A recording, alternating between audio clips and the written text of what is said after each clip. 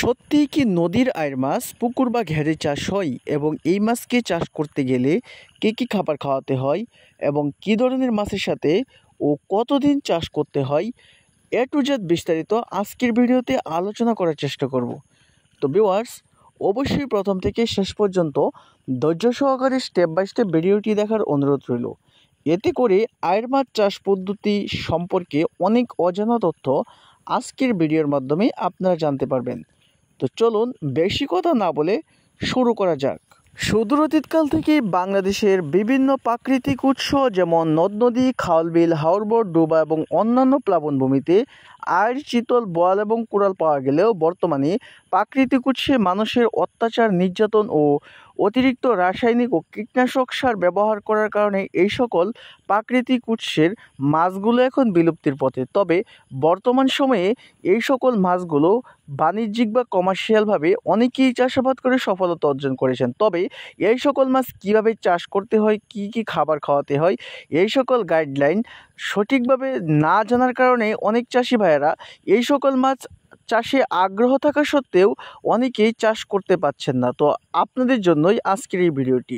প্রথমেই আপনাদেরকে একটি বিষয় অবগত করা যাক, যে কোনো মাছ চাষ করতে গেলে অবশ্যই প্রথম প্রয়োজন হয় ভালো মানের পোনা এবং দ্বিতীয়ত প্রয়োজন হয় এই সকল মাছকে কিভাবে খাবার খাওয়াবেন এবং কী ধরনের মাছের চাষ করবেন ও এই সকল মাছকে আপনারা কী মেডিসিন ব্যবহার করলে আপনাদের মাছগুলো রোগ জীবাণুর হাত থেকে রক্ষা পাবে, এই সকল বিষয়গুলো সর্বপ্রথম আপনাদের অবশ্যই জানতে হবে। যদি এই সকল বিষয়ে সঠিক তথ্য ও জ্ঞান না থাকে তাহলে আপনারা কোনোভাবেই মাছ চাষ করে সফলতা অর্জন করতে পারবেন না। মৎস্যপ্রেমী বন্ধুরা, প্রথমে আপনারা জেনে নেন আইড় মাছ হচ্ছে সম্পূর্ণ নদীর মাছ। এই মাছগুলো প্রাকৃতিক জলাশয়ে তারা উন্মুক্তভাবে বাচ্চা প্রসব করে থাকে। এই মাছগুলোকে অন্যান্য মাছের মতো কার্প জাতীয় মাছের মতো ডিম বা রেণু সংগ্রহ করা সম্ভব হয় না। তাই এই মাছগুলো শতভাগ নদীর মাছ। আর এই নদীর মাছগুলো আপনারা চাষ করতে গেলে অবশ্যই এই ক্যাটফিশ জাতীয় বড় মাছের মধ্যে আইড় মাছ হচ্ছে অন্যতম সুস্বাদু একটি মাছ। এই মাছগুলো আপনারা এককভাবে কোনোভাবেই চাষ করতে পারবেন না। আইড় মাছ অবশ্যই আপনাকে চাষ করতে গেলে কার্প জাতীয় ও তেলাপিয়া বা পাঙাশ মাছের সাথে আপনাদেরকে চাষ করতে হবে। তবে কার্প জাতীয় মাছের চেয়ে তেলাপিয়া মাছের সাথে এই মাছগুলো চাষ করা অত্যন্ত লাভজনক। আইড় মাছ অন্যান্য মাছের মতো যেমন রুই, বিগেল বা কার্প জাতীয় বা রুই জাতীয় মাছের মতো ফিড খাবার বা খোল বসি বা অন্যান্য খাবার তারা খাবে না। তারা সম্পূর্ণ লাইভ ফিড অর্থাৎ ছোটো ছোটো মাছের পোনা খেয়ে তারা জীবন ধারণ করে থাকে। মাছের পোনা ছাড়াও তারা যে প্লাঙ্কটন, ফাইটোপ্লাঙ্কটন এবং উদ্ভিদকণা, প্রাণীকণা ও পুকুরের তলদেশে থাকা বিভিন্ন ধরনের কীটপতঙ্গ এদের প্রধান খাদ্য। তাই আপনারা কোনোভাবেই এই মাছকে ফিড খাবার খাইয়ে চাষ করতে পারবেন না। তবে অনেক খামারি ভাইয়ের পুকুরে অবাঞ্ছিত কিছু গুঁড়া মাছ, কানপোনা, ডাটকিনা ও অন্যান্য মাছের পোনা থাকে যা কোনোভাবেই নিয়ন্ত্রণ করা সম্ভব হয় না। আপনারা অবশ্যই এই সকল গুঁড়া মাছ নিধন করার জন্য আইড় মাছকে আপনারা হাতিয়ার হিসেবে ব্যবহার করতে পারেন। এতে একদিকে যেমন অন্যান্য অবাঞ্ছিত মাছগুলো নিধন করা সম্ভব হবে, অন্যদিকে আবার এই আইড় মাছগুলো ফ্রিতে ওই সকল খাবার খাইয়েই বড় হয়ে যাবে। এতে করে আপনারা একদিকে আইড় মাছের সফলতা পাচ্ছেন, অন্যদিকে আবার অবাঞ্ছিত গুঁড়া মাছ বা কানপোনা, ডাটকিনা জাতীয় মাছের মতো অবাঞ্ছিত মাছগুলোকে নিয়ন্ত্রণ করতে পারতেছেন।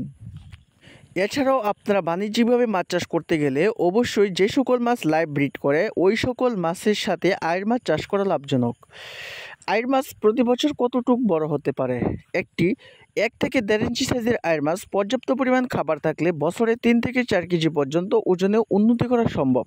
এই মাছের কেমন রোগবালাই হয়? সাধারণত ক্যাটফিশ জাতীয় মাছের মধ্যে আইড় মাছের রোগবালাই অন্যান্য মাছের তুলনায় একদম কম। তবে এই সকল মাছ আপনারা যদি চাষ করতে চান প্রতি মাসে অন্ততপক্ষে একবার চুন, লবণ ও পটাশিয়াম পারম্যাঙ্গানেট প্রয়োগ করলে আপনাদের মাছগুলোর বা আপনাদের চাষের মাছগুলো রোগাক্রান্ত হতে সেফটি থাকবে। এবার আসেন মূল পয়েন্টে, কোথা থেকে অরিজিনাল আইড় মাছের পোনা চাষের জন্য সংগ্রহ করবেন, কিভাবে শতভাগ আইড় মাছের পোনা আপনারা সংগ্রহ করবেন।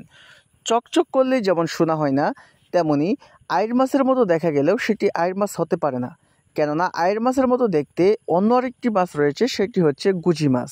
তাই অবশ্যই আপনারা মাছের পোনা ক্রয় করার পূর্বে যাচাই বাছাই করে সঠিক জায়গা থেকে মাছের পোনা সংগ্রহ করার চেষ্টা করবেন।